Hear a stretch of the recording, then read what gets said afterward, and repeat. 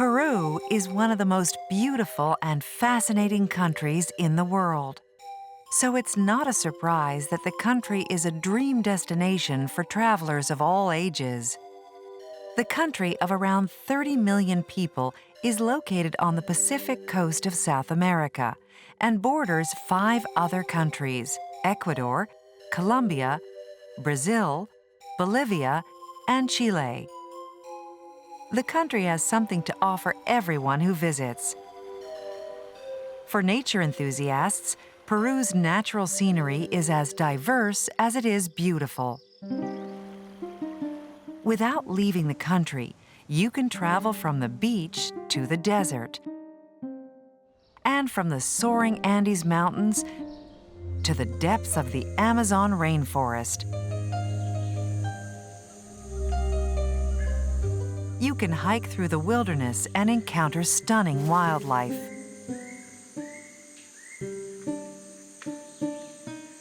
And it's not just the natural environment that is extraordinary in Peru. Cultural tourists will enjoy the vibrant modern cities like Lima.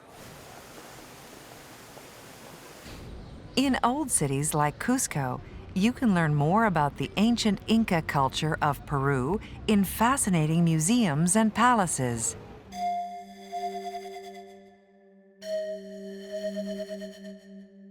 And there's the chance to buy Peruvian handicrafts and art at one of the many markets.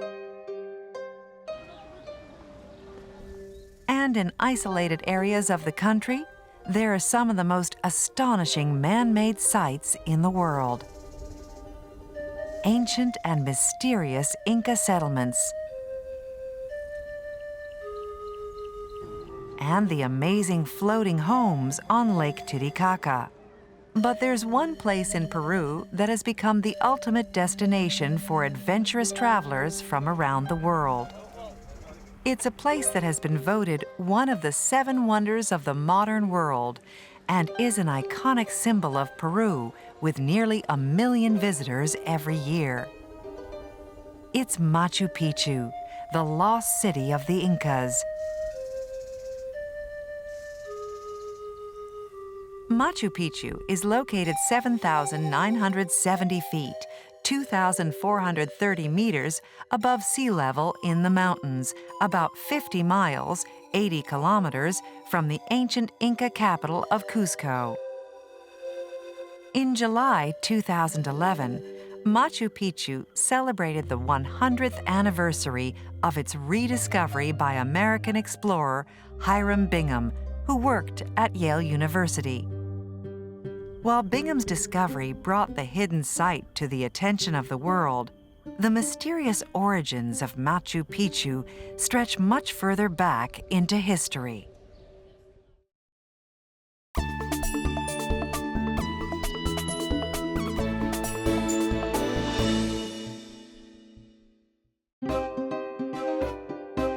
Explorer and writer Hugh Thompson has spent a lot of time in Peru, exploring the Machu Picchu area.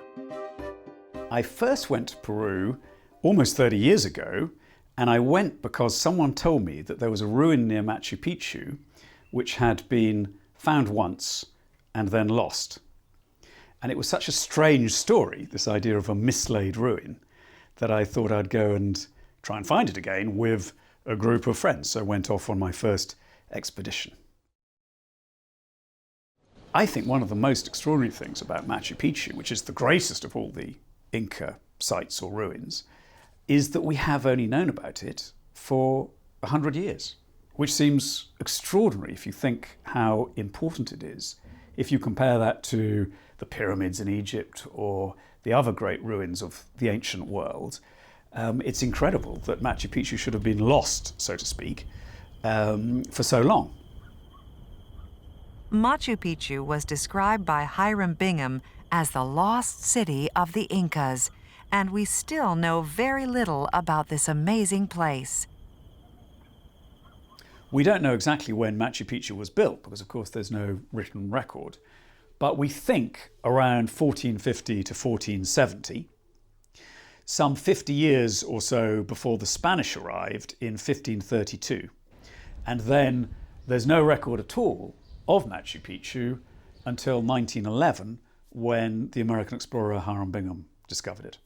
So, what exactly was Machu Picchu?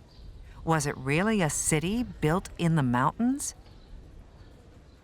We think that Machu Picchu was built as a winter estate for the Inca emperor Pachacuti and his court, so that they could escape from the winter cold of Cusco, their capital, which is much higher than Machu Picchu, and come down to the warmer climate for a few months in winter. Seeing the ruins today, it's almost impossible to imagine how it was lost for hundreds of years. But there's an unusual explanation. So with Machu Picchu, we think that when the emperor who built it, Pachacuti, died, it was then owned, so to speak, by his mummified body, and the next emperor had to build a different palace somewhere else. So Machu Picchu was forgotten, if you like, and lost. So how did Hiram Bingham rediscover Machu Picchu? Hiram Bingham was not an archaeologist himself. His great speciality was Spanish. He spoke Spanish well, and he used his knowledge of Peruvian books and Peruvian histories to give him clues as to where he might find Inca ruins. He started off down this valley from Cusco, down a road that had only just been opened, so most people hadn't travelled that way before, and he was very lucky. He was lucky because he bumped into a local farmer who said, "If you go up that hill, senor, you will see some very interesting ruins." In this case, it was a very steep hill that Bingham had to climb with the farmer to have a look. None of the rest of his expedition believed the farmer or went with him, so Bingham went up on his own and discovered Machu Picchu. Bingham returned to the site the following year. He explored the area and took many photos that were published in newspapers and magazines around the world.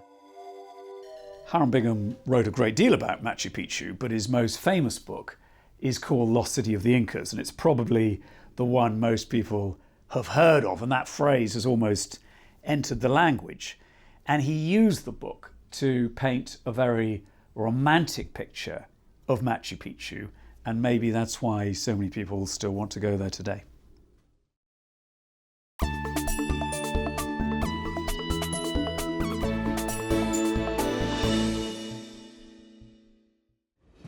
For many tourists today, the journey to Machu Picchu is almost as important as being at the palace. If you want to visit Machu Picchu today, you can either go the easy way, which is to take a train and then a bus up to the ruins, or you can do what the Incas themselves would have done, which is to take the Inca Trail.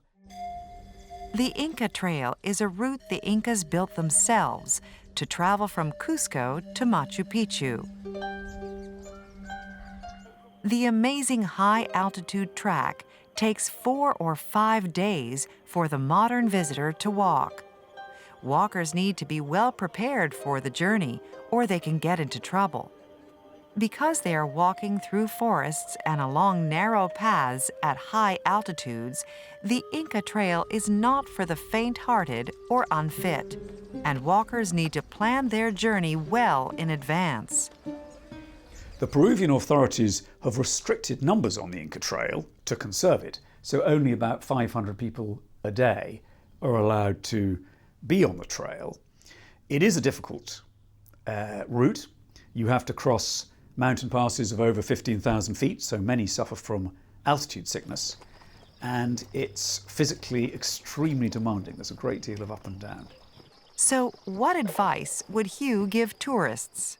The advice I'd give anyone who's considering walking the Inca Trail is that obviously you need to be fit. It's a tough route, but also you need to acclimatise to the altitude. You need to get used to the altitude for quite a few days before you begin the trail itself.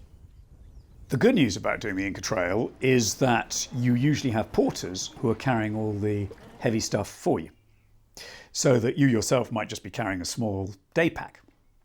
And you'll have a camp in the evening. It's often very comfortable and often very, very good food.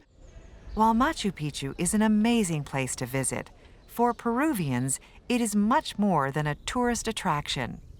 It's an icon, a symbol of their national identity, and provides a very clear link to their incredible Inca heritage. I think one of the reasons that so many people want to visit Machu Picchu, I mean, along with the pyramids, it's one of those must-see destinations, is that Machu Picchu, you feel when you go there that you're touching a completely different culture, a different way of thinking, a different way of life, one that's still quite mysterious, of course, and one that we don't fully understand.